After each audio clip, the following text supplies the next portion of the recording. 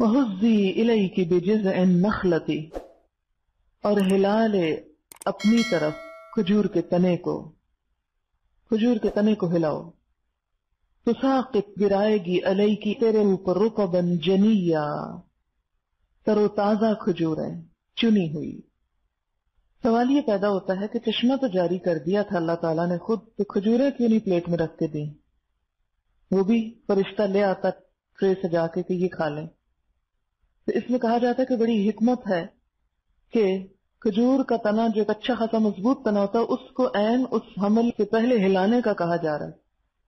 وہ ایک جسمانی مشقت کرائی جا رہی ہے جس سے ولادت آسان ہو جائے، کیونکہ اب اسباب اور نیچرل طریقے سے سب کچھ ہو رہا ہے.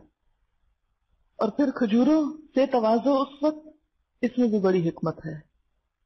تحقیقات سے یہ بات ثابت ہوئی ہے کہ کھجور کے اندر ایسے غذا ہے کہ جس سے ایسے سیکریشنز ہوتی ہیں جسم میں کہ جو ولادت کے مرحلے کو آسان کرتی ہیں. آخری مہینے میں اگر کوئی بھی حاملہ عورت ہر روز صبح 3 تازہ کھجوریں، اگر تازہ نہ ملے تو دوسری بھی کھانا شروع کر دے تو ولادت کا مرحلہ آسان ہو جاتا ہے.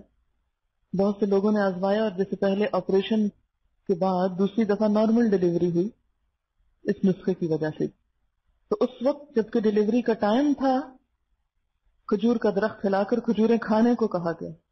تو یہ محسوس ہوتا ہے کہ اس وقت بھی جو زچہ کو غذا دی جانی چاہیے وہ بھی کھجوریں ہی ہونی چاہیے، کیونکہ اس کے اندر انرجی بھی ہے اور ایسی غذا بھی ہے کہ جس سے اس سارے عمل میں سہولت ہوتی.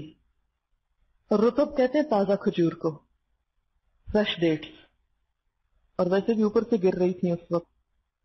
اور جنیا چنی ہوئی، پکٹ، تازہ. فکلی یعنی ظاہر ہے کہ جب درخت چلتا تو پکی ہوئی چیز اترتی ہے نا، کچی نہیں اترتی آسان.